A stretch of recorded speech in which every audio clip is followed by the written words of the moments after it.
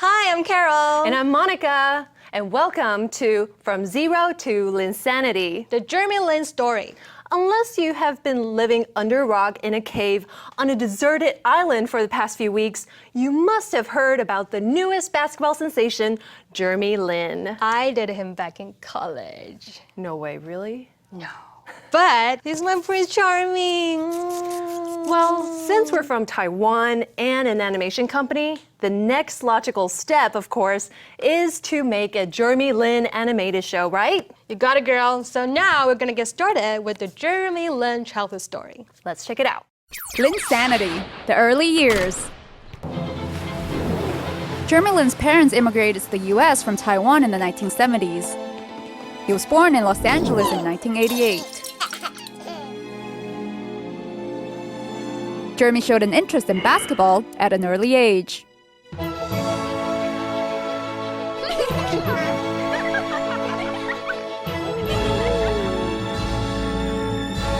No!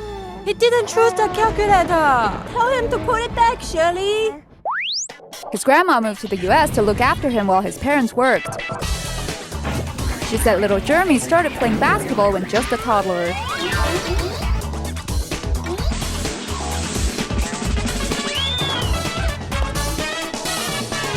Jalen's father was an avid basketball fan and would often play with the boys after work.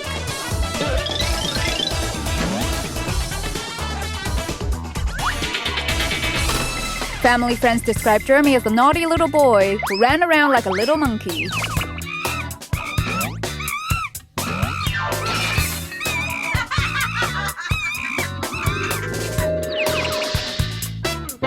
But his family's strong faith in Christianity helped turn him into a well-behaved kid.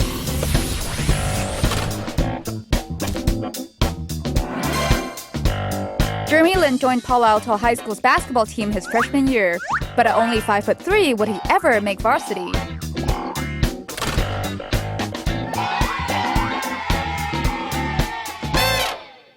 So now Jeremy's ready to go to high school and starting to play basketball for real. Well, sort of, but he was only 5'3".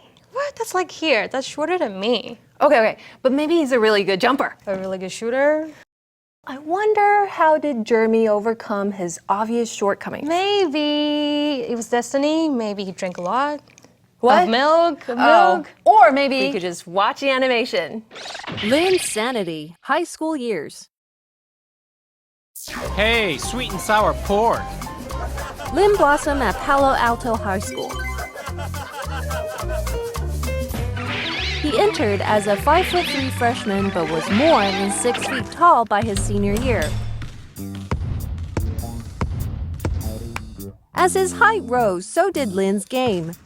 He was said to be so fast on court, it was like he was able to see in slow motion.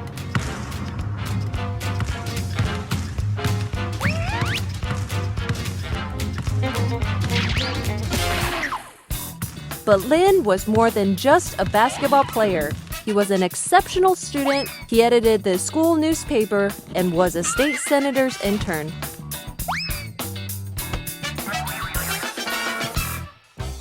Lin wanted to go to Stanford or UCLA.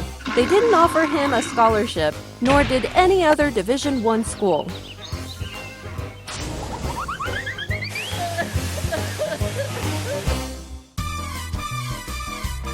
Lin's luck changed when Harvard began scouting him. His game-winning shot in the 2006 state championship sealed his fate.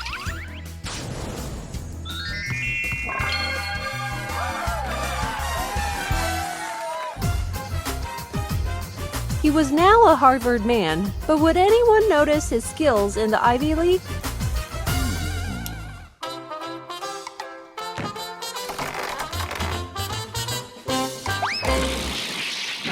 Poor Jeremy. Rejected by UCLA and Stanford, he had to make do with Harvard. I know. Apparently, he said that being rejected from Stanford was the first major setback in his life. I guess it's really hard leaving sunny California for cold East Coast. Yeah, but I bet those California schools are now kicking themselves for rejecting Jeremy. Let's watch the clip. Linsanity, college years. In 2006, Jeremy Lin arrived at Harvard University, which historically was among the weakest Ivy League basketball teams. Lin worked hard, balancing basketball, studies, and a girlfriend. He once forgot Valentine's Day and baked chicken for dinner to make up for it.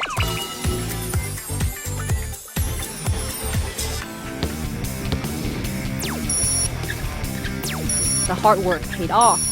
In his junior year, Lin and his teammates beat Boston College, the first time Harvard had defeated a ranked opponent in the program's history.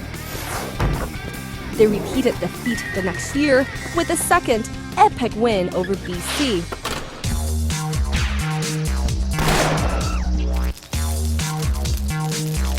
Lin also played well in losses to two other tough opponents, Georgetown and UConn.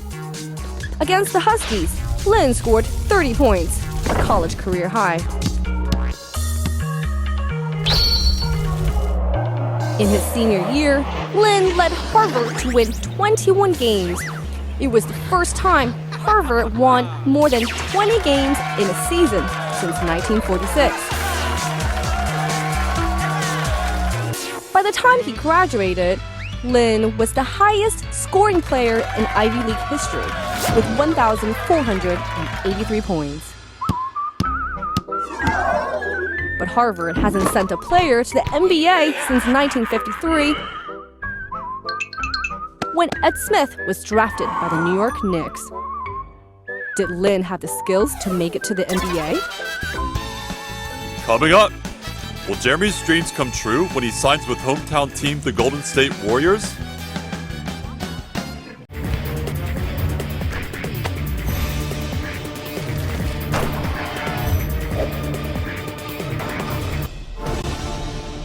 Welcome back! Wow, how exciting. Entering the NBA. Yes, fresh out of Harvard, Jeremy is about to start his NBA career. But he still had a lot to overcome. What? Like his 3.1 GPA at Harvard? 3.1. Man, I bet he got his allowance cut for that. Yeah, tell me about it. We've all been there. Well, after graduating, Jeremy suffered his major setback in life, the one that almost derailed his basketball career. What happened? Let's take a look. Linsanity, the benchwarmer. In 2010, Jeremy graduated from Harvard and left Boston with his whole life ahead of him. Bye, Jeremy. Goodbye, giant lobster. If drafted, he would have been the first Ivy League player drafted since 2003. But he wasn't. Jeremy worked out with 8 teams, but failed to impress because workouts aren't run in 5-man teams.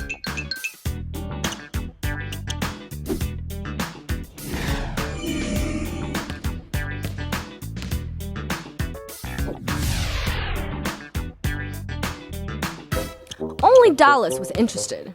General manager Donnie Nelson liked Jeremy and offered him a chance to play in Dallas' Summer League team.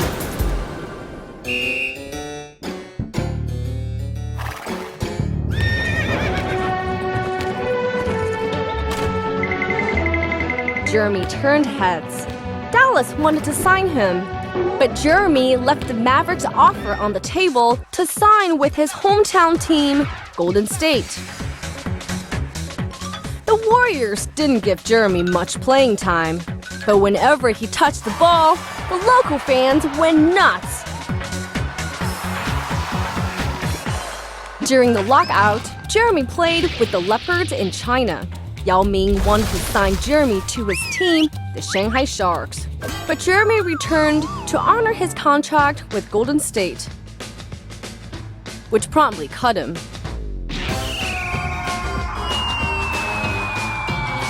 After a short stint with the Houston Rockets, the New York Knicks then took a chance. Would the bet pay off?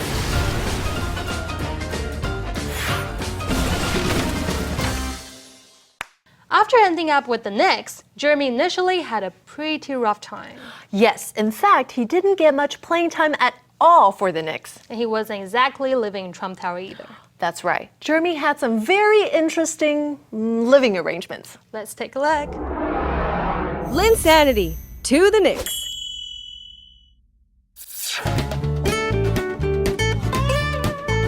Jeremy Lin arrived at the Knicks as a third-string point guard 2 days after Christmas. 2 other point guards were out with injuries.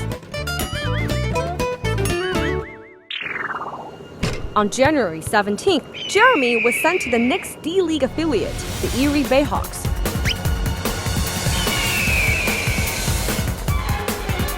Finally getting some playtime, Jeremy showed what he could do. He racked up a triple-double against the Maine Red Claws.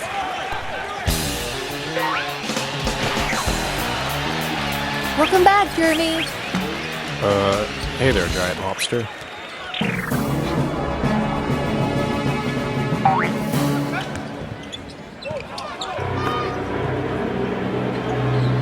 Come with me, Jeremy. The Knicks call him back 3 days later. Still, the Knicks were getting ready to cut Jeremy to make room to sign another player before Jeremy's contract became guaranteed on February 10th.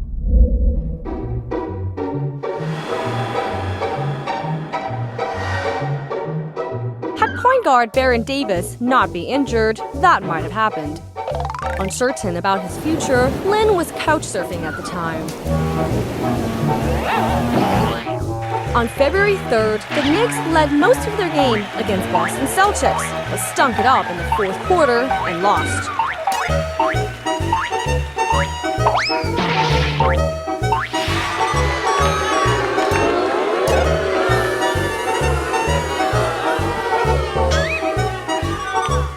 Following game against the New Jersey Nets, coach Mike D'Antoni decided to give Lin more playing time. Could Jeremy live up to the challenge? Can you believe that Jeremy was about to get cut? I know, isn't that ridiculous? But his luck was about to change. Just in the nick of time. Wait, did you just make that up? Yeah, so let's just watch the clip. Linsanity, Jeremy and his winning streak. Jeremy began the game against the Nets on February 4th, at a familiar position, the bench. He watched as his Knicks team floundered early, with not much else to lose. Coach D'Antoni turned to Jeremy with 3 minutes 34 seconds left in the first quarter. What followed is nothing short of a fairy tale. Jeremy was able to drive down the lane with authority, netting 25 points in a 99-92 rally win.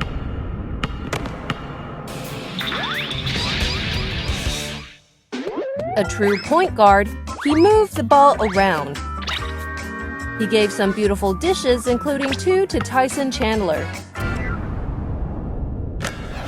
Many said part of Jeremy's success was due to how well he fit into D'Antoni's offense. It's a classic pick-and-roll system.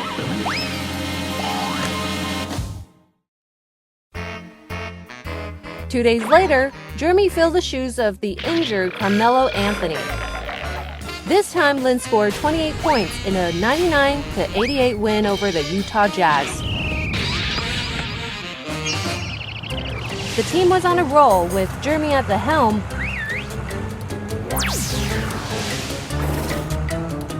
Beating their next 5 opponents. They even defeated Kobe and the Lakers. The most electrifying win of the stretch came against the Raptors when Jeremy scored the game-winning three-pointer.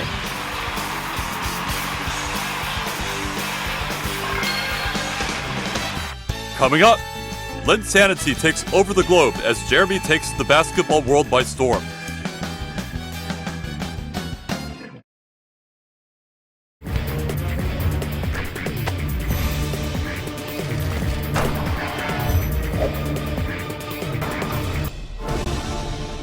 Welcome back! Hey, Carol, did you see that winning shot against the Raptors? Of course I did. I mean, he was so hot. My heart skipped a beat for him. So now the whole world knows about Jeremy Lin. He's in headline news and absolutely everyone is talking about him. In fact, Lin fever has gotten so bad that there's even a weird craze called Lin words. Let's take a look and find out all about the Linsanity. The Linsanity craze. As Jeremy Lin and the Knicks won the games, Linsanity broke out in the media. Jeremy Lin was impossible to avoid.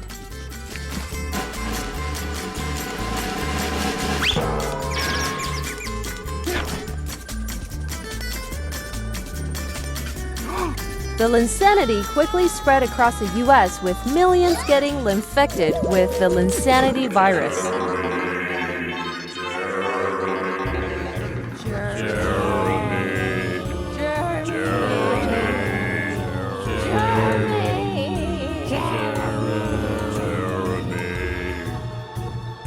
A major symptom of Linsanity is altered speech patterns. Infected victims no longer speak proper English, instead favoring a new language called linguistics. Linsanity also spread throughout Asia. No country was spared.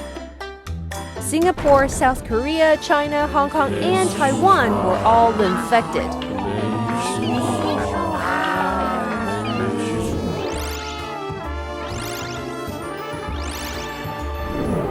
In the rush to capitalize on the Linsanity craze, some companies overstep the boundaries of good taste.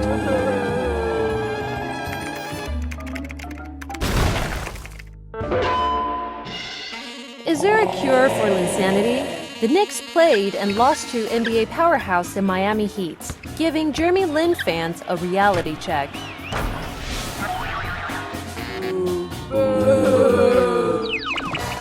For the last part of the show, we're going to look into the Jeremy Lin effect. Yes, we want to get to the bottom of why he is so popular.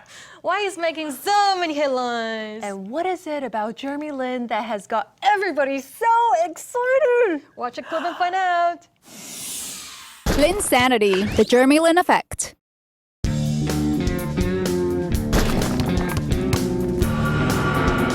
Since he burst onto the scene in February, Jeremy Lin has made a tremendous impact on the NBA.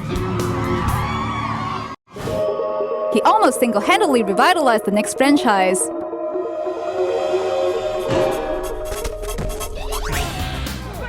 Because of Lin, MSG and Time Warner ended a 48 broadcasting dispute so fans could watch the Knicks play.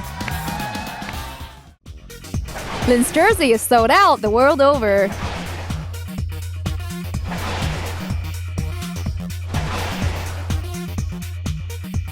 Nielsen says Jeremy Lin is more marketable than Kobe Bryant or LeBron James.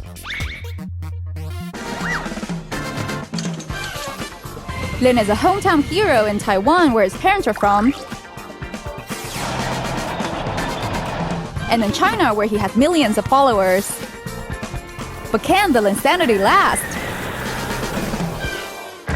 Jeremy Lin is not without flaws. His high amount of turnovers per game is a weakness in his armor.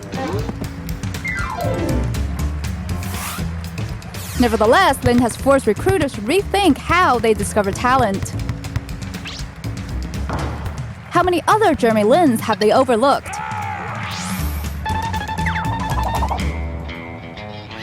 And not just in basketball. There are Jeremy Lins in every walk of life just waiting for the chance to prove themselves. And that is likely to be Jeremy Lin's long-term impact. It's his Linspiration that there are now Jeremy Lins all over the world, persevering and working to achieve what few expect.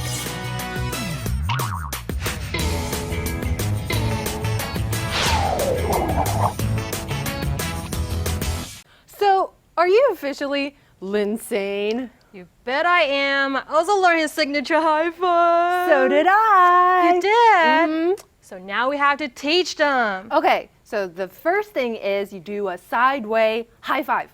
And then you have to put on your glasses. And then you open up a Bible. Flip it through really quickly. Then you take off your glasses. Put it on your shirt. Then you point to the sky.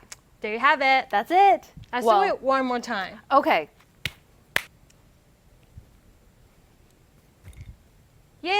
That's it. Isn't it easy? Well, now you know everything there is to know about Jeremy Lin. Well, I'm just wondering, do you think there's gonna be a fairy tale ending to this Cinderella story? Well, I think only time will tell. Monica, why are you just so Realistic? Hey, anyway, so thanks for watching.